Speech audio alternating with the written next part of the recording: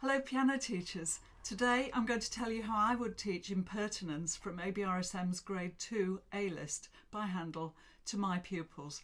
And we're going to cover the title, how I would introduce the piece, the oral work that I would do to introduce it, the theory and the pre-playing activities, the warm-ups, the style and character issues, the technique activities that I would use, ways to practice, a little bit of background about the composer, ways to secure and master, and related listening as well. So, in other words, everything you will need. So, first of all, we'll look at the title. I would definitely have a chat with my pupils about what impertinence means. Some of them will know, most of them probably won't know. So I would talk to them and explain what impertinence is, or ask them what impertinence means. All good teachers model their pieces, and I would definitely play through this piece to my pupils and get them to do some activities as I'm playing it through, so that they would listen and maybe clap along and emphasise beat number 1, and I would ask them whether it's 2, 3 or 4 beats in the bar. Sometimes I play along and I get my pupils to point, so they like the idea of being the teacher, so they're pointing as I'm playing, and if their pointing slows down, my playing slows down as well. Sometimes I would get them to just look at the music, and when I stop, they've got to say where I am. So both these activities help their tracking and their reading skills, and it also helps you assess how good they are at those particular things, or builds towards good sight reading skills as well. So another thing that they might like to do as well as you're playing it through is to describe the character of the piece. So is it dance-like? Is it dull? Is it slow? Is it lively? Get them to come up with some words to actually describe it, and that gets them thinking about the piece before they've actually played it. There are some theory and pre-playing activities that they can do, as well as those ones that we've already talked about them. Get them to mark in section A and section B really helps my pupils take ownership of the music. So section A and section B are quite obvious. I would get them to mark it in with their pencils. I would also get them to circle the octaves. I would say there are so many octaves in this piece. Can you find them all? I think there are 4 octaves in the left hand. Can you find them all? Can you circle them?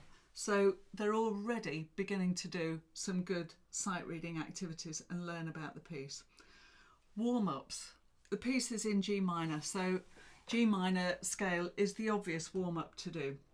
So in the piece we've got 3 different dynamics. We've got forte, mezzo forte and mezzo piano. Not that easy to do, but if you incorporate it into G minor, which is a grade 2 scale, it becomes a lot more possible. So G minor forte,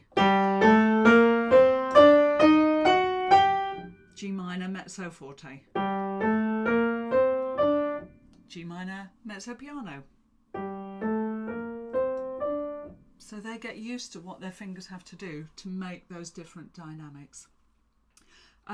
They've also got to play staccato and legato, or detached. So one way to do that is to play G minor in the warm-up as staccato or legato, and then detached is in between.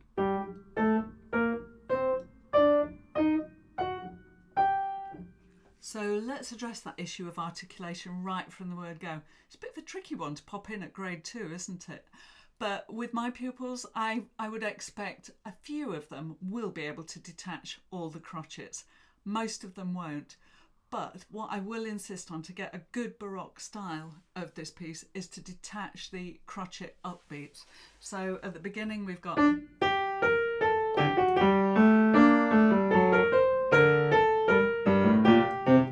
So detaching those up crotchets at the beginning there means you've got to carry on doing it all the way through. And I would get my pupils to mark those in with little staccato dots as well, just to remind them what to do. It's also worth explaining to pupils the Baroque nature of the piece. It's 2 voices in a conversation is how I would address it with my pupils. So the left hand and the right hand are equally important, And sometimes I would have a conversation with my pupils as well, and we would each try and outshout the other a little bit. So that's a good way of introducing a Baroque piece and the nature of contrapuntal playing. So I would dive in with this piece after I've done those oral activities and those pre-playing and theory activities. I would dive straight in with the tricky bit, which is the trill at the end of section A and section B. So I would get pupils to say some words to help the rhythm, clap it, tap it and play it. So the words are strawberries and cream. So at the end of section A, the right hand, strawberries and cream. So they would clap it and say it, strawberries and cream. They would tap it with the right hand because that's the right hand that's going to play it, strawberries and cream. And then we would add the left hand and do the same with section B as well. Words help enormously. So dive straight in that. I'd probably say as well to my pupils, memorise those cadences and practice them eyes shut. Pupils have been known to groan when I say eyes shut, but they thank me for it when they're actually performing it. One of the other technical difficulties, or not difficulties, challenges, is playing the octaves. And I would say to them, as they're going from finger 1 to finger 5, that they've got to keep that finger 5 strong and dig in a little bit at the bottom note. And enjoy doing that. So, and the F1. So really enjoy those octaves. A little bit more hand weight on the lower note. The first phrases in the A sections have got nice rise and fall. Of course, you've got a nice rise and fall in the right hand and then another rise and fall with the left hand. So our pupils should play like this. So as the right hand's diminuendoing, the left hand is crescendoing. And I will definitely get my pupils to mark that in themselves because they won't remember. They'll tell you they will, but they won't. So lovely piece, lots of ways to secure it. Loads and loads of left hand, left hand practice. I would do it that way around because the left hand is generally weaker. Left, right, left. Lots of duetting with you as well. And I would definitely get them to practice it with the metronome. So start at a slow speed, then work up to that minim equals 84 and a feeling of 2 beats in the bar. To secure and master it, I would say sometimes do some backwards practice.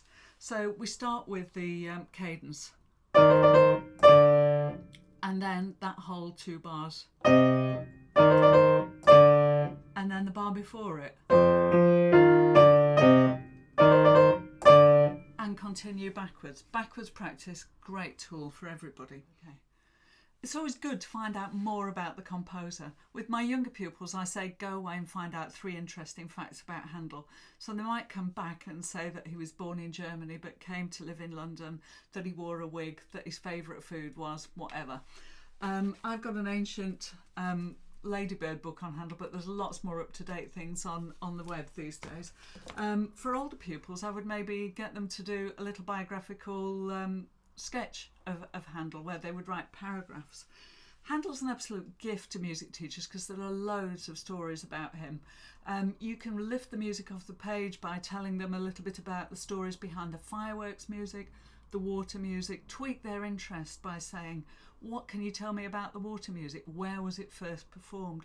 Why was the fireworks music written? He's an absolute gift for that sort of thing. Really, really useful. So interesting facts about Handel. If you live in the southeast of London or you're up to London for the day, southeast of England or up to London for the day, you can go to the Handel house on Brook Street. You can actually see the house where he lived. You can try on a wig similar to Handel's. You can try on a frock coat. You can tread the boards he trod on. You can see manuscripts that he actually wrote on. You can see his 4-poster bed. It's a fantastic place to go. Really makes you feel in touch with the composer. You can nip down to the British Museum and see loads of manuscripts written in Handel's own hand. It brings the music alive to your pupils. After all, that's what we're aiming to do. If you want to know more about teaching impertinence, go to yohondo.com, subscribe to our YouTube channel, or look on the App Store for our Impertinence app, which will help you and specifically your pupils learn this lovely piece. Thank you. And that's all. The end.